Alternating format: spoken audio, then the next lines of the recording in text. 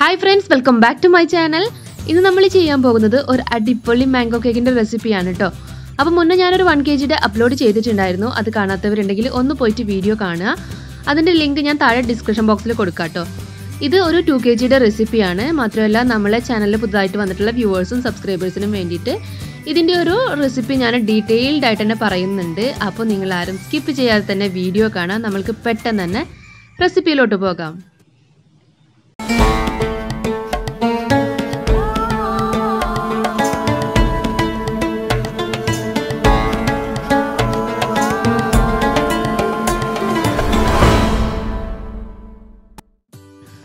ആദ്യം തന്നെ നമുക്ക് ഡ്രൈ ഇൻഗ്രീഡിയൻസ് ഒക്കെ ഒന്ന് അരിച്ചു മാറ്റണം. അപ്പോൾ അതിനായിട്ട് ഞാൻ ഇവിടെ ഒരു ബൗൾ എടുത്തിട്ടുണ്ട്. അതിലേക്ക് ഒരു അരിപ്പ വെച്ച് കൊടുത്തിട്ടുണ്ട്. ഇനി ഇതിലേക്ക് 2 കപ്പ് മൈദ ഞാൻ അളന്ന് വെച്ചിട്ടുള്ളതാണ്. അതും ഒരു 2 ടീസ്പൂൺ ബേക്കിംഗ് പൗഡറും കൂടി ഇട്ടിട്ട് നമുക്കിതൊന്ന് അരിച്ചു മാറ്റാം. ഇതുപോലെ അരിച്ചതിന് ശേഷം നമുക്കിതൊന്ന് നന്നായിട്ടൊന്ന് മിക്സ് ചെയ്ത് കൊടുത്താൽ മതി കേട്ടോ. ഇനി നമുക്ക് ഇതൊന്ന് മാറ്റി വെക്കാം. നെക്സ്റ്റ് ഞാനിവിടെ ഒരു ക്ലീൻ ആയിട്ടുള്ള ബൗളിലേക്ക് 6 മുട്ട പൊട്ടിച്ചൊഴിച്ചിട്ടുണ്ട്. ഇതിലേക്ക് ഒരു 1/4 ടീസ്പൂൺ ഉപ്പും കൂടി ഇട്ട് കൊടുക്കാം. എന്നിട്ട് നമുക്കിതൊന്ന് നന്നായിട്ടൊന്ന് ബീറ്റ് ചെയ്ത് തുടങ്ങാം കേട്ടോ.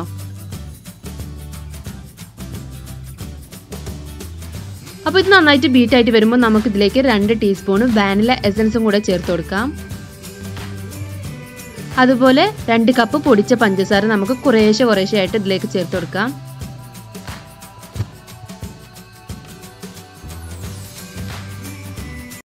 ഇനി പഞ്ചസാര അതിൽ നന്നായിട്ട് അലിഞ്ഞ് വന്നതിന് ശേഷം നമുക്ക് ഇതിലേക്ക് ഒരു 1/2 ടീസ്പൂൺ മാംഗോ എമൽഷ്യലും കൂടി ചേർത്ത് കൊടുക്കാം.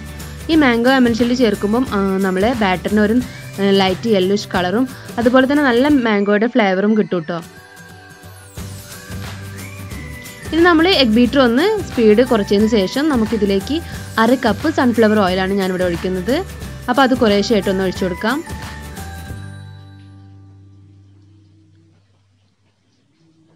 ഇതെല്ലാം കൂടെ 1 മിനിറ്റ് ഒന്ന് നന്നായിട്ട് ബാറ്റർ ഒന്ന് നന്നായിട്ട് മിക്സ് ചെയ്ത് കൊടുക്കാം. അതോടെ നമുക്ക് ബീറ്റർ ഓഫ് ചെയ്യാം. ഇനി നമ്മൾ മാറ്റി വെച്ചിട്ടുള്ള ഡ്രൈ ഇൻഗ്രീഡിയൻസ് കുറേശ്ശെ ആയിട്ട് ഇതിലേക്ക് ചേർത്ത് കൊടുക്കാം. അപ്പോൾ ഇതുപോലെ ബൗൾ വിസ്ക് വെച്ചിട്ട് തന്നെ ഒന്ന് ജസ്റ്റ് മിക്സ് ചെയ്ത് കൊടുത്താൽ മതി കേട്ടോ. അപ്പോൾ 2 കിലോയുടെ ബാറ്ററൊക്കെ ആകുമ്പോൾ നമ്മൾ വലിയ ബൗളൊക്കെ എടുത്തിട്ട് വേണം ചെയ്യാനായിട്ട്.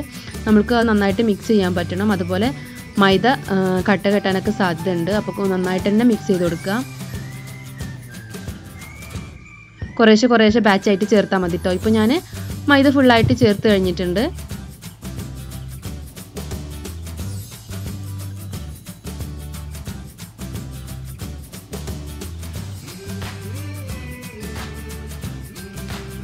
ഇനി നമുക്ക് ഈ ബൗൾ വിസ്ക് മാറ്റിയിട്ട് ഒരു സ്പാച്ചില വെച്ചിട്ട് തന്നെ എല്ലാ ഭാഗത്തും നന്നായിട്ടൊന്ന് യോജിപ്പിച്ചെടുക്കാം.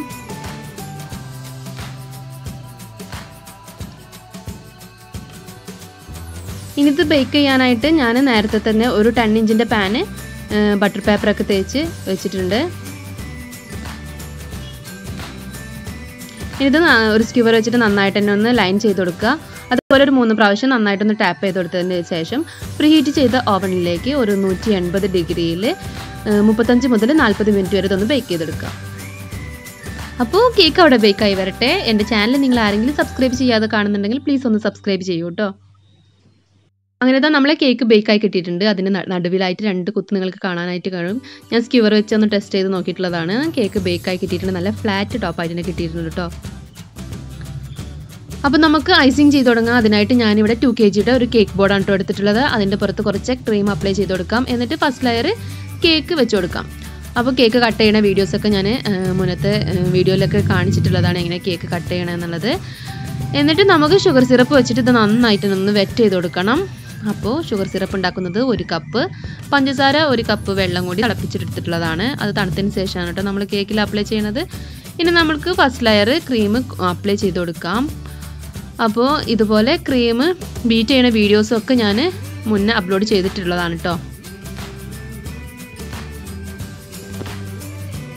അപ്പോൾ ക്രീം ഫുള്ളായിട്ട് അപ്ലൈ ചെയ്തതിന് ശേഷം നമുക്ക് പാലറ്റ് നൈഫ് വെച്ചിട്ട് നന്നായിട്ട് തന്നെ ഒന്ന് ലെവൽ ചെയ്ത് കൊടുക്കാം. ഇനി മാംഗോ കേക്കാണല്ലോ, അപ്പം നമ്മൾ മാംഗോ ക്രഷ് ആണ് കേട്ടോ ഇതിൻ്റെ ഉള്ളിൽ ഫില്ലിംഗ് ആയിട്ട് എടുക്കുന്നത്. അപ്പോൾ ഇത് ക്രഷ് ഒന്ന് ഇങ്ങനെ ഇതുപോലെ ഷേക്ക് ചെയ്തതിന് ശേഷം വേണം കേട്ടോ എടുക്കാനായിട്ട്. ഇനി ഒരു 2 ടേബിൾ സ്പൂണോ നിങ്ങൾക്ക് എത്രയാണോ ഉള്ളിൽ ഫില്ലിങ്ങിൽ കഴിക്കാൻ ആവശ്യം അതിനനുസരിച്ചിട്ടുള്ള ക്രഷ് ഒഴിച്ചു കൊടുക്കാം. എന്നിട്ട് അത് നന്നായിട്ട് തന്നെ ലെവൽ ചെയ്ത് കൊടുത്തിട്ട് വീണ്ടും നമ്മൾ രണ്ടാമത്തെ കേക്ക് ലെയർ വെച്ച് വെറ്റ് ചെയ്ത് ക്രീം അപ്ലൈ ചെയ്ത് കൊടുക്കാം. നമ്മൾ സെക്കൻഡ് ലെയറും നമ്മൾ ഫില്ലിങ് മാംഗോ ക്രഷ് വെച്ച് കൊടുക്കാം. എന്നിട്ട് നന്നായിട്ട് തന്നെ ലെവൽ ചെയ്ത് കൊടുക്കണം.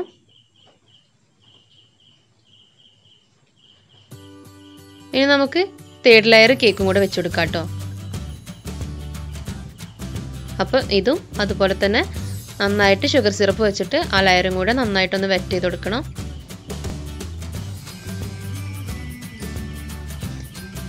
ഇനി നമ്മൾ കേക്ക് ഫുള്ളായിട്ട് തന്നെ ഒരു ക്രം കോട്ടായിട്ട് ക്രീം അപ്ലൈ ചെയ്ത് കൊടുക്കാം.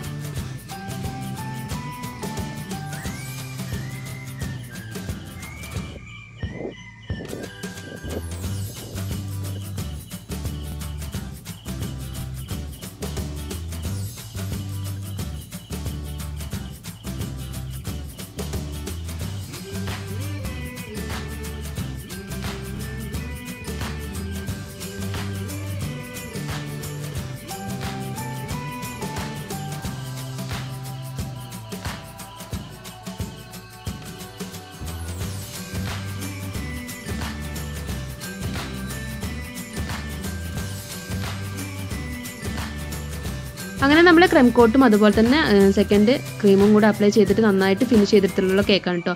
അപ്പോൾ ഇനി ഇതൊന്ന് ഒരു അരമണിക്കൂർ ഫ്രിഡ്ജിൽ സെറ്റ് ചെയ്യാനായിട്ട് വെക്കണം. ഇനി ഇവിടെ നമ്മൾ കേക്കിലേക്കുള്ള ഗണാഷിനായിട്ട് ഞാനിവിടെ 1 കപ്പ് മാംഗോ ചോക്ലേറ്റും 1/2 കപ്പ് നല്ല ചൂട് വിപ്പിംഗ് ക്രീമാണ് കേട്ടോ ഒഴിച്ചു കൊടുക്കുന്നത്. അപ്പോൾ ഞാനിതിന് മുമ്പ് കാണിച്ചിട്ടുള്ള മെത്തേഡ് ഡബിൾ ബോയിൽ മെത്തേഡായിരുന്നു. അപ്പോൾ ഇതുപോലെ നമുക്ക് ചെയ്യാം കേട്ടോ. വിപ്പിംഗ് ക്രീം നിങ്ങൾക്ക് കാണാൻ പറ്റും നന്നായിട്ട് ചൂട് പോകുന്നത്. നമ്മളൊന്ന് ഗ്യാസ് സ്റ്റോവിൽ വെച്ചിട്ട് നമ്മൾ ക്രീം ഒന്ന് ജസ്റ്റ് ചൂടാക്കി എടുത്താൽ മതി. ഓവർ കരിഞ്ഞു പോകണ്ട. ഒന്ന് ചൂടാക്കിയിട്ട് നമ്മൾ ചോക്ലേറ്റിലേക്ക് ഒഴിച്ചു കൊടുത്തിട്ടുണ്ടെങ്കിൽ ഇതുപോലെ നമുക്ക് മെൽറ്റായി കിട്ടും. പിന്നെ ഇതിലേക്ക് 1 ടീസ്പൂൺ ബട്ടറും കൂടി ചേർത്ത് കൊടുക്കാം കേട്ടോ, നമ്മളൊരു ഗ്ലൈസിങ്ങിന് വേണ്ടിയിട്ട്. അപ്പോൾ മുന്നേ ഞാൻ കാണിച്ചിട്ടുള്ള മെത്തേഡ് എന്ന് പറയുന്നത് അങ്ങനെയും ചെയ്യാം കേട്ടോ.